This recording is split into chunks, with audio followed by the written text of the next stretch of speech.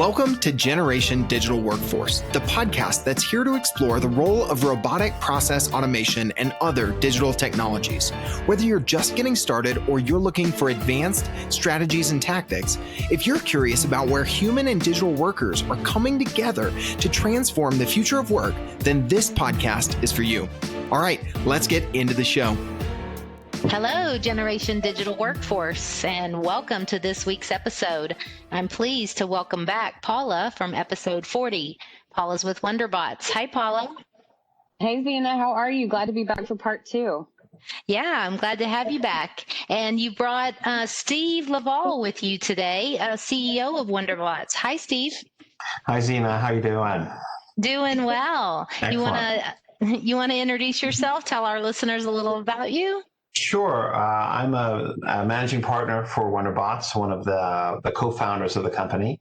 So I have been working with clients for my entire career, helping them figure out how to monetize new technologies, which certainly RPA has been in intelligent automation and now hyper-automation kind of falls into that category. So I've been doing it for a very long time for a number of different industries. For large SIs, I was a partner at PricewaterhouseCoopers, I was a partner at IBM, I was a partner at EY. A long history of helping clients with this. And then as far as Wonderbots goes, so we are a boutique firm. We are focused entirely on hyperautomation. Our strengths are in 2 areas, I would say, in terms of client situations. We're very good at what we call the make me a hero or rescue me scenarios where somebody has started and didn't quite go as well as they wanted. And now we're trying to figure out how to regain momentum in their organization. And then we also work with very deep expertise in finance and accounting, have a number of pre-built solutions to speed time to value for that. And then, of course, we have a great set of technical skills for reusability and design and process visioning, and we may talk about some of that today, but thanks, Zena. This quick intro. Excellent. Welcome to the program. Thank you. So in our first show, Paula and I had the opportunity to talk about how to evolve your finance team with digital workers.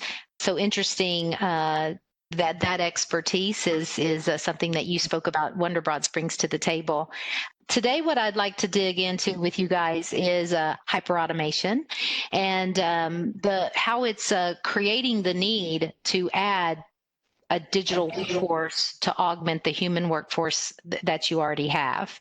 So, Steve, what should business strategy owners be thinking about when they are hiring a digital worker?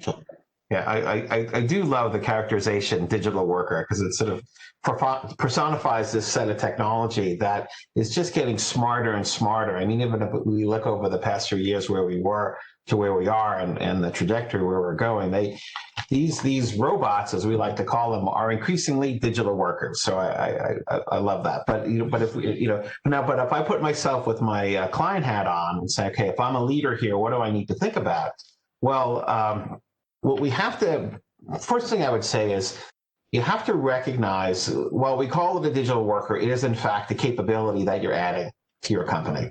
And that as a capability, you have to make sure that if you're going to invest in this capability, that you're going to sustain and support that capability. Unless you're doing a pilot and you're still making up your mind, but let's assume you've made up your mind and you want to do it. So then the next question you have to ask is, how long is this going to take me to get this capability to be self-sustaining?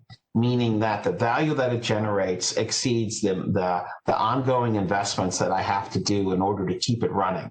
Because if you're going to go down a path of, I want to do everything myself, I'm going to train my people or whatever, that's going to really elongate the amount of time that you're going to have to continue to invest in this. And you have to be prepared to support that investment. Otherwise, you'll end up with a decision that you've made to do something that is just going to end. While that individual decision is valuable, the collective implication of that decision would be negative for you. So again, we want to encourage us. It's always about speed and scale. So that's what you want to move. Like, this is what I got to go for. Am I prepared to do it? How fast do I want to go? And just challenge yourself to get to that self-sustaining right away. Separately from that, so that's like from a capability perspective. Then if you want to take the angle of what do I have to think about when I'm actually, adding a digital worker to staff? First is, they work 7 by 24, so they're awesome in that way. They don't complain, they don't get sick. We have all those sort of tongue-in-cheek things related to that. But then you have to think about what are the assignments that you're going to give this digital worker to perform. And there are a wealth of assignments. We work with clients in finance and accounting around the world every day on automating different functions. But the first thing I'm going to tell you is, like, if you throw it out to your team, just be careful that they don't give you all the tasks that they just don't want to do. They're not necessarily great tasks for automation. It's just the stuff that we don't like to do. So there is a lens that you have to look at that says, this is what makes a great candidate for a digital worker. And then you need to apply that lens, because what you want to do is have a material impact from the very beginning on the work, so that then your program will build momentum and scale. I know, Paula, I'm taking a lot of time here. Paula, did you want to add anything here? Oh, no, well, so actually I wanted to level set and say how excited I am that you're joining for part 2, because on the first episode where we explored finance and accounting and automation, what we were really digging into was how that was going to change what a traditional finance and accounting department looked like. So no longer is the CFO just hiring the best and brightest, number cruncher, right? He or she is having to take a look at, what is this employee going to be able to do with the value add that comes from streamlining some of these tasks, right? And so it is kind of funny, because there are those ones, you hate it, let's automate it, right? We do have all those tongue in cheek, but what then happens to the folks that are in the FP&A department, and what does the CFO have to kind of think about now going forward if he's going to have digital workers, working with him? And I know you wrote a blog on it recently, so I know you got an answer for that one, but I'm curious to see what you think about that. How do you think through both, under the same purview? Is kind of what we were exploring last time. Well, most of the time, so if you've got a human workforce as opposed to a digital workforce, right? Just to put a label on it, it's, a workforce or a digital workforce, I guess, right? Is there are a whole host of skills that those people are successful at their jobs, right? Some of it is just being very organized and gathering stuff and preparing things, for their work on. And then other part is the really hard thinking that you have to do to understand how to make your job better and how to make your company better. So when you're working side by side with a robot, now the robot can do a lot of that data gathering for you and prep and even handle the routine. So now that leaves you for the exceptions. So now it's like, what do we? So we want people. To think about your team is to give if I'm a leader, I want to give my team the tools so that they can be more analytical. I want to give them the tools so that they have the mechanisms of exploring ideas, for value that could be there in the company. And I want to make sure that I have the lines of communication open within the company, so that if somebody finds something that they can share with other folks. So we will always have some amount of prep that we have to do, because robots will never do everything. But if all of a sudden we can make a lot of that prep work go away, now the analytic and the thinking skills will really be what's prized. So you want to make sure, when you said a moment ago, hire the best, now we want to say not just hire the best, right? So we still want to keep hiring the best, but now we want to make sure that they're ready to, really contribute in ways that they maybe previously haven't had the opportunity to do. I agree wholeheartedly. We're seeing more and more too that that a lot of the job recs that are out there for FP&A analysts actually include RPA. So a lot of them are saying, do you have experience with with RPA? So it's just an interesting data point that we kind of touched on last time, right, Zena? Yes, absolutely. We did. I love hate it or automate it, or if I hate it, then automate it. How do you differentiate, Steve? How do you cut through the crap and get to this is actually something we should automate and is going to add value versus this is not? How do you decide which tasks are the right task or the assignments? And I think if we go back, let's say 20 years to when business leaders were thinking about, well, do I do this onshore or offshore, right? As they were expanding their workforce and their labor forces. And I think it's similar today, right? Do I do this onshore, offshore, or now digital? How do you think business leaders should be thinking about that? Okay, well, firstly, as you can tell from my gray hairs, I was around when we were deciding onshore or offshore. So I remember participating. Our listeners cannot see, so thank you for sharing. You can't say.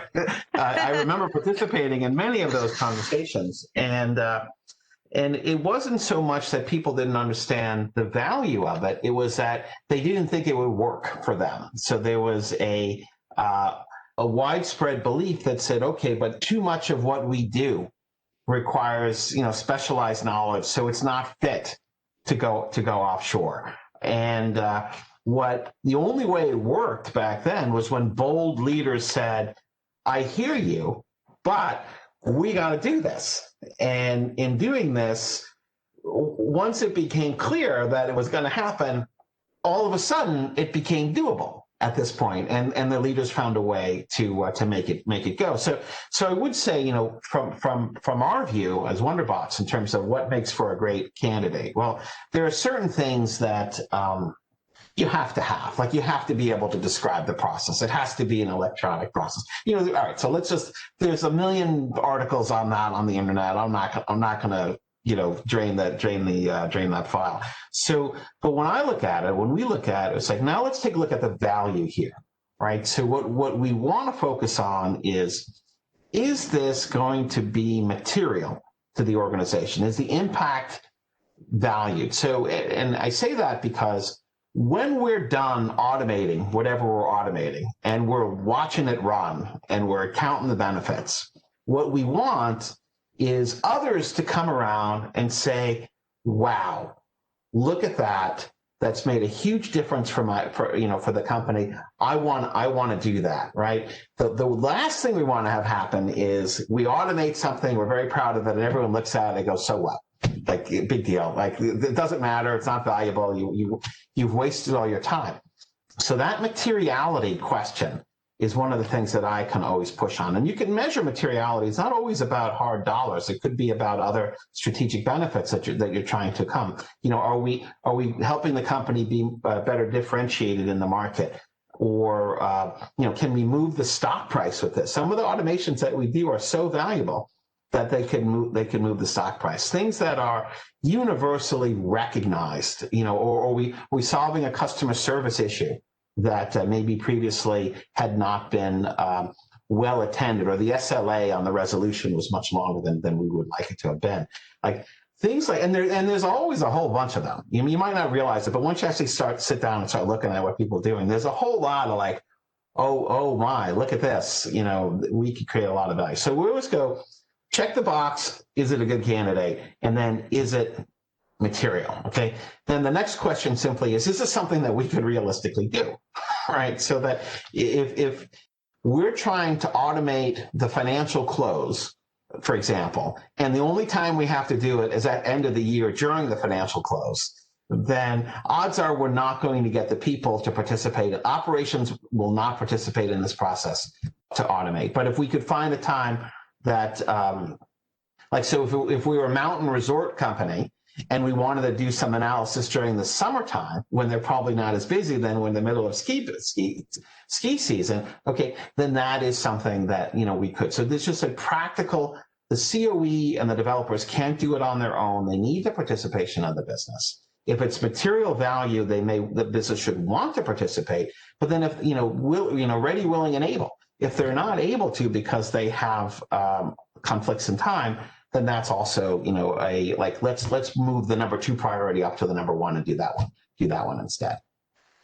Okay, excellent. I think that is a perfect segue into my next question, because it's really around organizational design and what do you see working best? And, you just mentioned a COE, and you also mentioned participation of the business.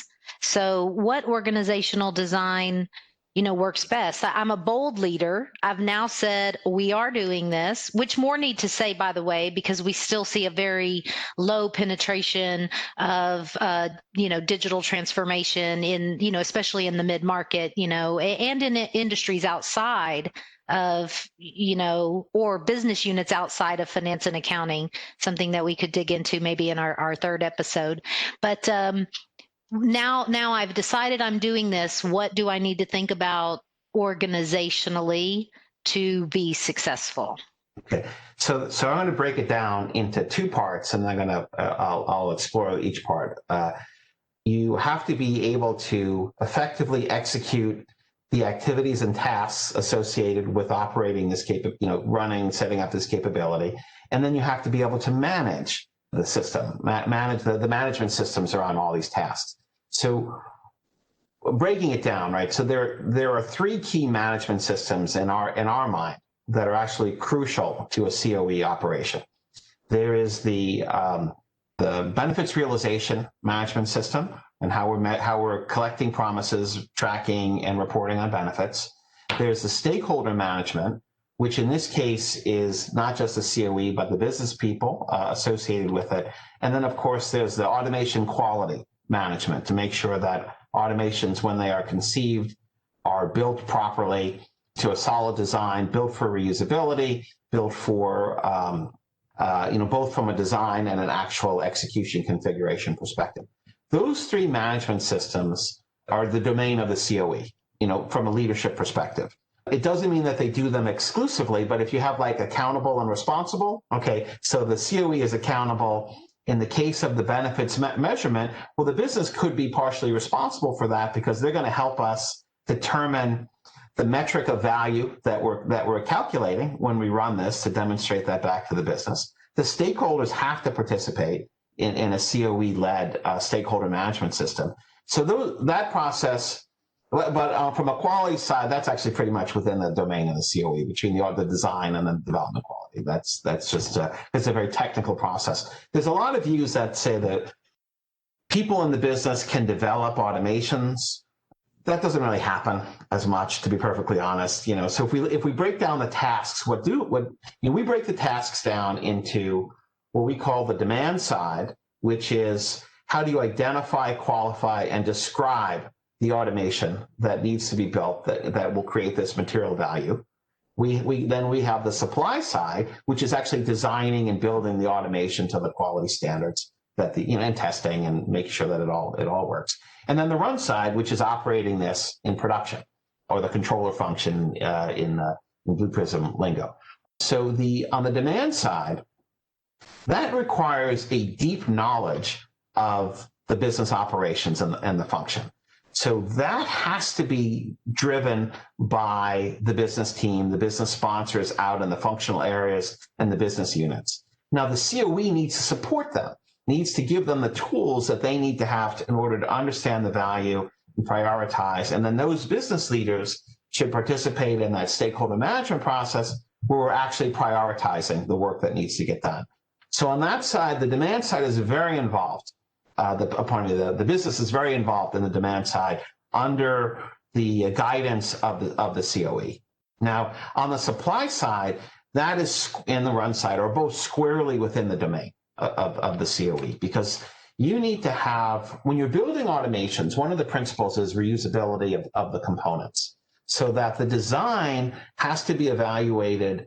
The technical design, not the functionality, the technical design has to be evaluated for the reusability of components. And that's where you have the solution architect, or the lead architect, the COE, or whatever that person is called, is thinking about, okay, if I have this piece here, I can use it in this automation. This automation, if they build it this way, it's going to create a piece that I can use in 3 other places later on. So there's a whole architecture of the componentry that needs to be built and shepherded along. And your solution architect, you need to have a person or team of people with visibility across the landscape in order to manage that design process. And then the developers need to build according to the design that's been laid out by the architects or the solution designers. So those same people should then be reviewing the development. Now, often the developers also sit within the COE.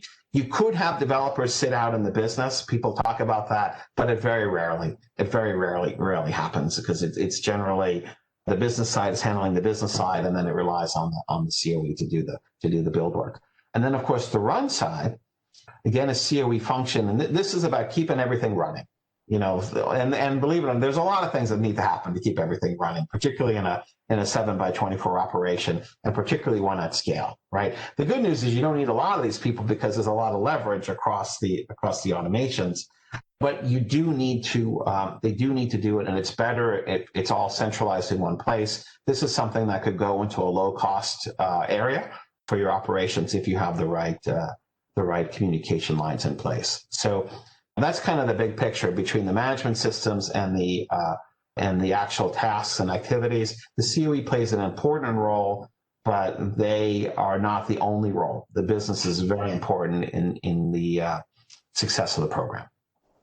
Absolutely. Well, I'd add to that too, Zena. I was just going to add an anecdote from talking to a client this week, actually, and it's a COE leader that's trying to penetrate different business units, right? So that kind of ties into what Steve's saying. And what I'd add is that communication needs to be very, very tight, and having kind of an anchor back from the business unit and the COE on what the overarching vision is very important, because as Steve mentioned, there's a lot of moving parts. There's several components that need to be in place, several different types of talent that maybe you need at the beginning of your automation journey that are maybe a little bit different than at the, along the way.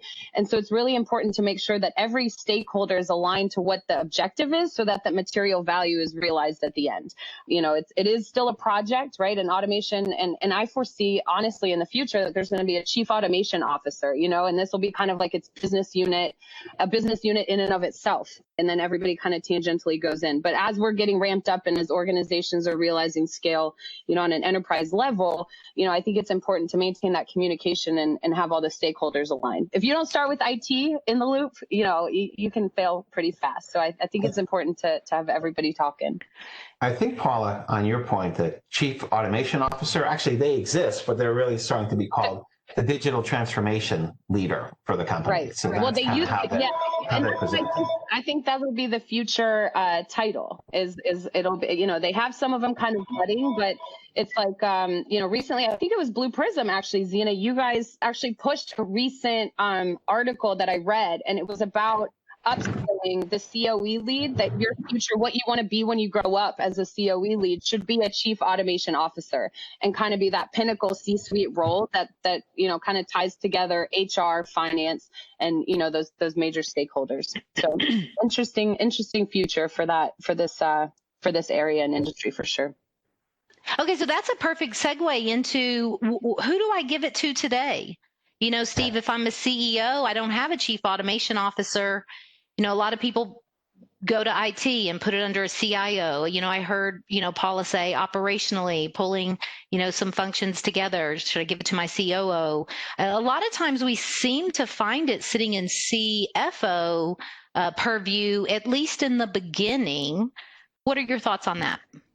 Yeah, so the question really is, who's going to incubate this capability while it builds scale and becomes self-sustaining, as we talked about earlier, right? I mean, and the people that need to change are the business people, right? Whether that's finance or some operational role. So we want them to be leading the charge here. Now, we have to say, for themselves, so often what happens is we'll start with a single COE supporting a single group. Okay, now that will be successful. And that success will now get other groups to start to engage in the process. Now, at that point, you would probably want to hire someone to lead the team across the group, or if you've got a digital transformation person. Now, maybe the leader you gave it to wants to do digital transformation. You're like, hey, great, you're the CFO and the digital transformation lead, thank you, one less role to hire, right? But more often than not, those people are kind of more in their domain, how they're optimizing, and that they want to support the other groups because they're leaders and they're good corporate citizens. But ultimately, we need to get it to a team that can easily service all the different areas.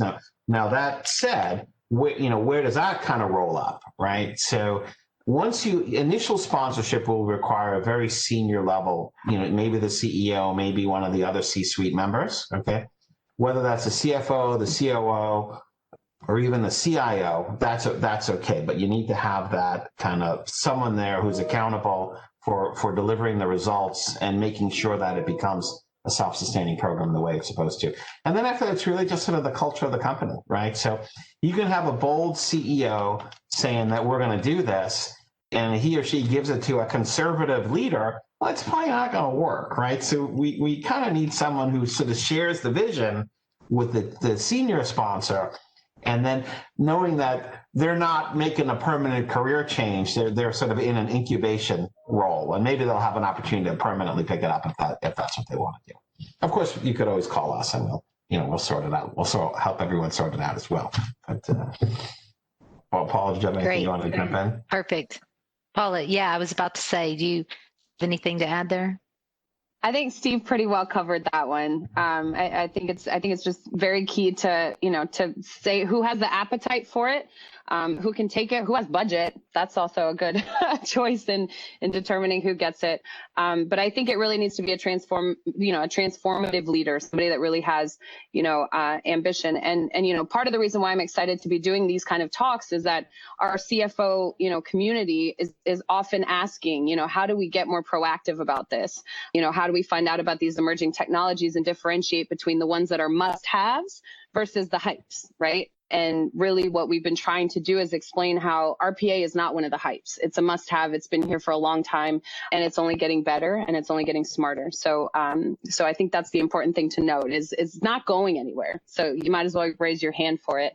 And the budding C-suite folks that are, the controllers of the world or the senior financial analysts, that want that promotion, raise your hand for, RPA, because I definitely think that's going to be seen in every finance department going forward. Those middle markets and everybody that hasn't tapped into yet, it's only a matter of time. So you say it's not going anywhere. That's counter to some of what you hear in the market around, it creates technical debt. What are your thoughts on that? So that's an interest. Yeah, I was going to say, Steve, you can answer that. It sounds like you guys both have something to say. So we definitely do. We're an implementation provider, right? So we've seen it done right and wrong from many angles. But Steve, I'll give you that one to answer because definitely the material value is key. So, when we look at debt, in an organization of this type that we're talking about here, there's technical debt, there's organizational debt, there's stakeholder debt, there's process debt. Debt is really a code word for this is all stuff I got to figure out if I want to change it later on, right? Or it's things that I have to overcome in order to make a change, right? So now in that context, is RPA adding to or subtracting from debt in a company? Well, we would contend that hyperautomation, yes, if you're adding some of these technologies, there are new technologies, you're going to expand your footprint, so yes, there's a reality there, okay? But now let's kind of think about the impact of having expanded your footprint, right? Because unlike a lot of older technologies that are very hard to change, it's very easy to change hyperautomation. And if you've adopted what we were talking about earlier, so the design for reusability, the componentization of the design, right? Now you have a tool that can easily be extended for additional automations without not being locked into how we do it today.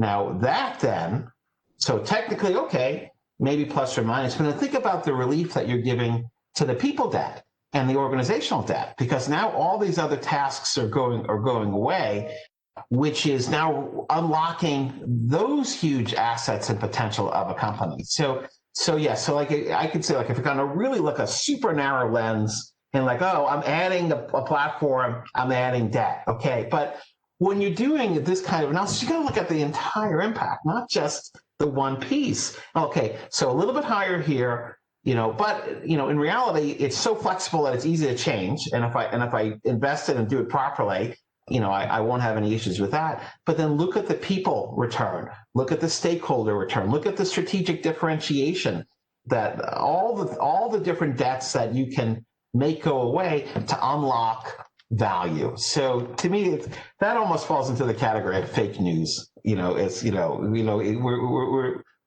giving so little of the context that you could say whatever you want to say. But in our position, no, that's simply not the case. Couldn't agree more. You said it quite well. Paula, anything to add? Yeah, Probably no, not. he's good. I told you he was going to be the easiest participant today. Yeah. Keeping me silent. The only thing I think I'd add is to say that a lot of these business leaders have similar goals. So like the CHRO and CFO having a similar goal to reduce cost to serve, right? The world-class serve, model, right? And getting that, that little data point down from 2%, which is what the average is, down to 0.05%. So if you get really granular about what the big picture is, RPA is a very nimble and low cost, relatively speaking, answer to a lot of these bigger challenges. So the reason that I say it's not going anywhere is because it's a very nimble way to get things done.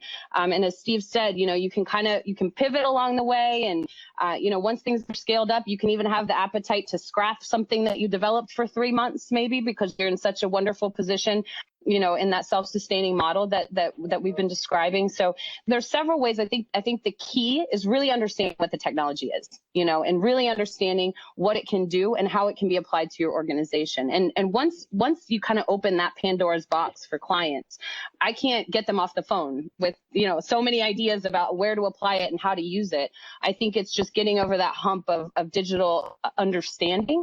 And then you see that really it's a no-brainer. And it's a very low cost. It's not the same kind of, change fatigue from, ERP implementations of the 90s, right? It's not millions and millions of dollars worth of projects. You can get quick gains for relatively low cost.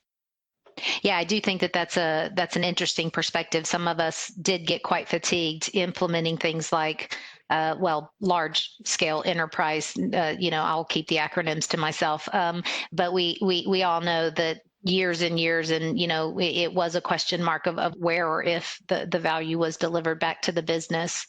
And I personally know of many customers who have, I'll say, relatively small teams managing hundreds, thousands of, what we call digital workers, giving, that amount of full-time equivalency back to the business. So what are the critical human roles? We dug into that, how we need to have a COE, how we need to have, I love the way you said, people managing the demand side, the supply side, the run side. So we walked through, those critical areas. How do you hire for those roles? What are the transferable skills you need? How do you get that process analyst or that financial analyst in the business, to know that they should raise their hand and say, I'm the right gal for that role? Yeah. Well, so think about it hashtag women in RPA. Yeah. Go team, right? So well, obviously the architects and the developers are a technical track. Okay, so the solution designers require technical skills and that kind of discipline. But taking your question more on the kind of the business side of this, of the BA, the business analyst, or the financial analyst side of this here, right? Is so what would make a good person for that? Well, if you have a more of a process mindset in terms of how to do operational and process mindset, that would be a very valuable thing to bring into here. So someone who had maybe done part of process reengineering or process improvement, because one of the important things on the business side that needs to be accomplished is we call it kind of the robot way construct. And basically, that's our branded story, but we share it with everyone. It's the concept that says whatever process we're looking at for automation, in understanding it, what we have to do is identify the parts of the process that are only there because they needed to be added in the past because we didn't have the technology, or because people were performing the tasks and people can only do so much. People need systems to manage large amounts of data. We can't keep it all in our head and come up with an answer. And if you are successful in identifying that, you can substantially simplify the process. So why bake in a process that has got to have a review in it by a downstream review in the process by a person, who was only doing it previously because people were doing it up, earlier, and then people may have keyed something wrong, and now I got to have somebody check the map to make sure. It's like, there's no reason to have that process, that QA process anymore. I was on a call the other day, and it was about, they were testing a system. It was built in automation that tests the setup in another system. And they were sort of creating an entry and then recording the confirmation that that entry had been created. And then they were giving it to a person. The person was looking at it and then submitting another request to now delete the entry that was being created, in the system. And so I asked the team, I said, well, did anybody ask what that person was doing, when they were reviewing? Couldn't we just taken a snapshot of the screen that said it was there and then kind of deleted it as soon as we were done? Why are we creating this extra step in this process that really, maybe there was value. Because I was asking them, and the people I was asking couldn't answer the question. But that kind of thinking there is like a great BA applying this robot way concept would say, are these steps really necessary? Or maybe call the architect, say, hey, could you take a snapshot of the screen as part of the automation, as proof, so that I don't have to go in and have someone look at it and then send another note? Some question like that is all part of the process, the process simplification. And if somebody's very rule bound and not able to think out of the box, or not easily thinking out of the box, they may not really have the best attributes or something like this. But if they're process minded, if they're Six Sigma minded, if they're outcome focused, if it's get me the end, tell me the end, I'll find the shortest path to done. That's the kind of thinking, and we want them to feel empowered. Now, there's another thing in addition to kind of the robot way that I'll put on. I want to add to the discussion is the same FA's got to look at the process and say, okay, maybe I work in invoice processing right now, and I'm trying to find a way to automate this process so it runs cleanly with hands free. Okay, now. For that, I got to read the invoice, got to get the information into the payable system, and maybe check with the POs and a few other things that have to be done. Okay, but now if you were to look at it and say, well, do I need the detail? Do I need to? If I isolate, is there anything that I can do that could help another group in another area? So, for example, a lot of time during the close process, the accountants want to know how much tax was paid on different purchases that they did. So now so the only way to do that is actually go and read a lot of invoices and capture the tax number off the invoice. But the BA who's designing that invoice process could say, oh, I could easily, if I'm reading the invoice, I'll just read the tax too. And we're done. And I'll load that in the system. So this is the concept that we kind of call collateral benefits, not collateral damage, but collateral benefits, where I could do something that's going to create a benefit for somebody else.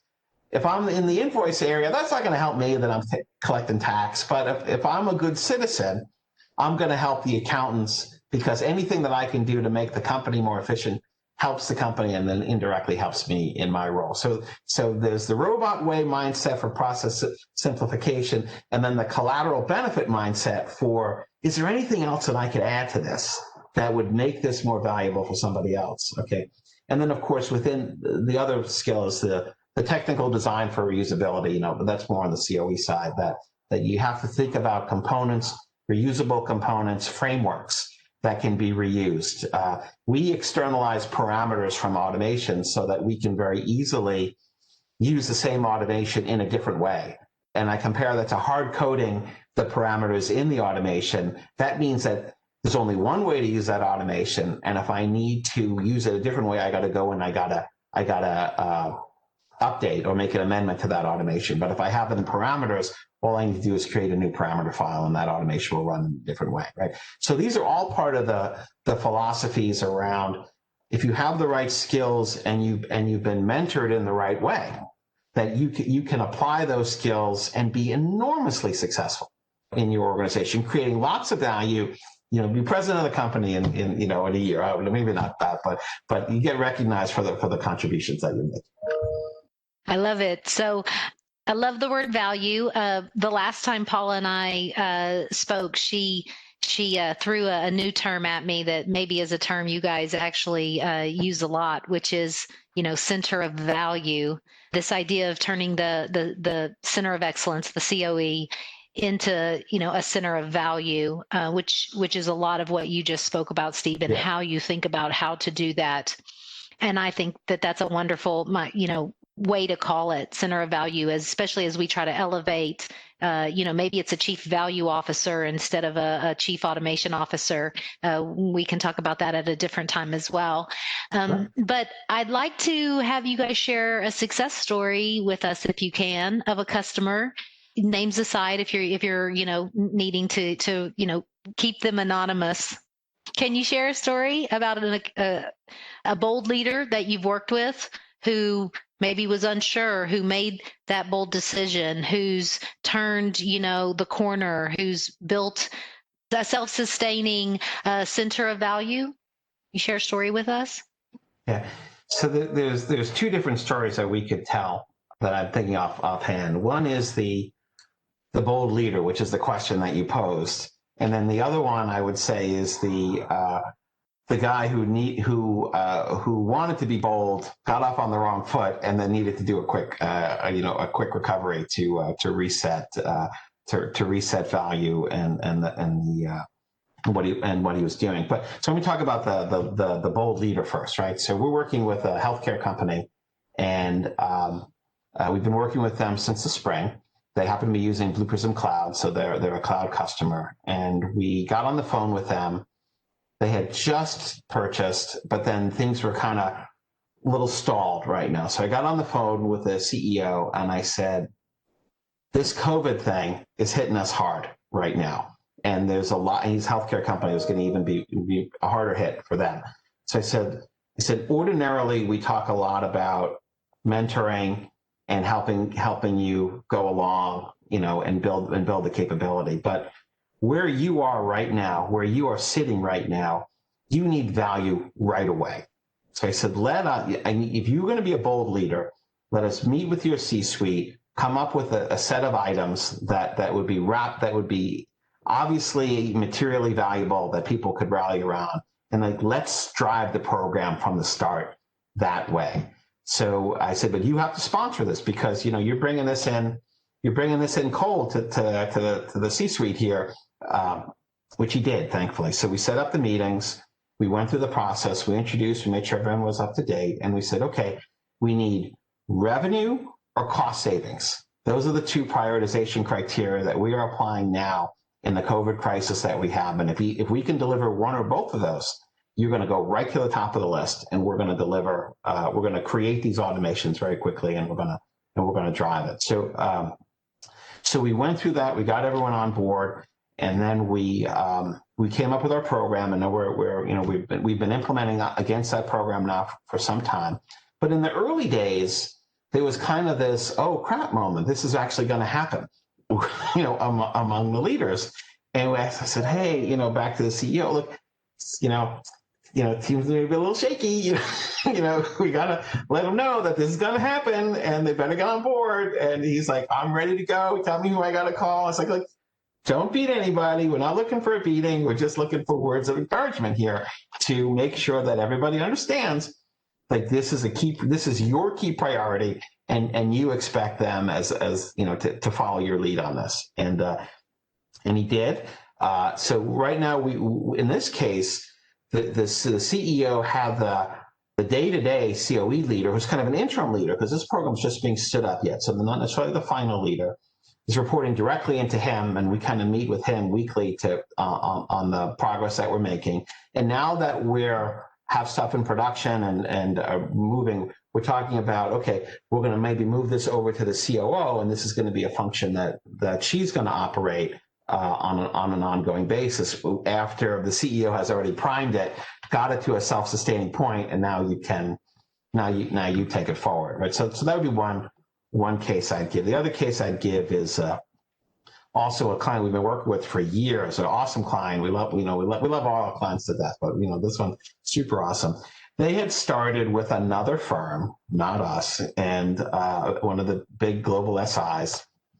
Go figure. You think you're safe with a large company, you're not. But that's a topic for another podcast, I think. So in this case, this company spent a lot of money building out this COE governance framework, and they built a couple of automations, but they weren't really designed well, so they barely worked in production. And the COE leader who had sponsored was in finance transformation, was getting a little worried, because it's like, I told my organization we're going to get this to work. I trusted this company. We started off, and now the stuff, of the three or four of them, like 2 of them didn't work or whatever. So then we met with them, and we said, let's show us what you've got here. What has happened? Show us the automations. We did a scan of what they had, and they said, okay. I said, we can fix these, and he said, no, you can't fix them, because if you fix them, it'll be an admission that they weren't done well. I need you to do these other automations over here and show the value there, and then we will slowly move away from the ones that we started with, and we will focus the energies on the new ones. So I said, okay, if that's a change management process, that kind of works. So then we set down that path, which was really about restoring his credibility, as a COE leader, and his manager's credibility, who was also sponsoring him. So I met with her, met with him. I said, okay, this is what we're going to do. We're going to do the work, and then we did it. We used a framework-based approach. One of the automations we put in was an earlier version of our report bots program, which manages reporting needs and consolidations. We started off with a handful of reports, and now they run, I think it's well over 10,000 versions of the reports over the course of the year, just using this one framework. Because again, and all they had to do is add parameters to a parameter file in order to generate more reports out of it. Again, so you can show the scale. Once we were able to kind of get him to show the value, in his case, he was able to restore his momentum and continue to expand the program, in the company. So 2 different stories, both sort of ended in the same place, which is now we have a COE leader that has a self-sustaining program that is able to continue to progress down their respective paths. So long answer to your question. Sorry, that was okay. That's a great story of failing forward, though, and I love to see that. It's Michael Jordan, not me. We can get off on another tangent quite easy. Don't get me talking about sports. That was a great story, and I really appreciate you sharing that story about someone can fail forward. I think it's interesting that, what we shouldn't do if we have an early setback is blame it on the idea, to blame it on, the possibilities, to blame it on the technology, and to blame it on the people involved, whether it be one of those partners you mentioned, or even my internal resources that maybe are trying to do it on their own, right? Finding that right partner is critical. You're absolutely right about that. So thank you so much. About blame. This isn't a blame game. It's fun for me to poke at exactly. Because that's because we're good at it, and we're not good at poking, but we're good at our job, right? Poking is something separate. But but I do see that a lot, is that for an execution breakdown causes you. We tried RPA, it didn't work, right? Or we tried Blue Prism and it didn't work, right? And the challenge is that if you're not being guided, or if you're not going down the proven path for success, you're taking on risk. And then if you're making, one of the other clients we have is like, oh, we tried it, we had another global SI, they charged us hundreds of thousands of dollars for each automation, and there wasn't enough value. So therefore this concept doesn't have an ROI, so we're going to stop doing the program, right? So I said, look, again, just because they were charging you a lot doesn't mean that it's expensive to do this program. That's when we kind of look at, creating now self-sufficient as different from self-sustaining. Once you have self-sufficient, you can afford to be more self-sustaining in that process. So there's a lot going on. If you think it doesn't work because something didn't work in the past, okay, let's take another look at this, because a lot of people are having success. And if you're in the middle of it and you're having trouble, just call us. Well, we'll help. You don't have to sign always, buy something from us. We're very eager to help. It's part of what we do. So Zena, sorry, I just wanted to jump on your closing comment there. I'm glad you did. And I'll say if we didn't every now and again pick on our competitors, we wouldn't exactly be good corporate citizens of our own corporations now, would we? Yeah. It is just part of the game. Right. It's important to be a little biased. Important to be a little bit biased, right? The only thing I wanted to just really quickly add, I swear, to everything that Steve said, is that a lot of it too is a cultural adaptation moment, right, for an organization too. And so kind of weaving together all of these different skills and talents and everything that we've talked about, there's definitely a technical heavy focus in RPA, but to achieve that understanding of whether you're going to build capabilities internally and do a COE internally or seek the guidance and help and support of somebody like Wonderbots, that's really an internal question, and it comes down to the culture and the appetite within the organization. You could have the very same, financials and everything, but if your people and the culture can't adapt to something like that, it might fail.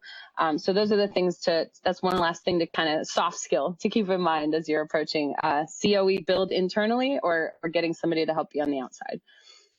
Absolutely. Thank you so much, Steve, for joining us. Paula, thank you for joining us again.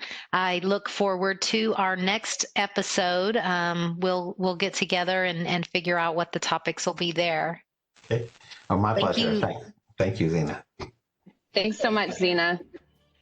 And thank you, listeners, for joining us this week for Generation Digital Workforce. Until next time, this is Zena signing off.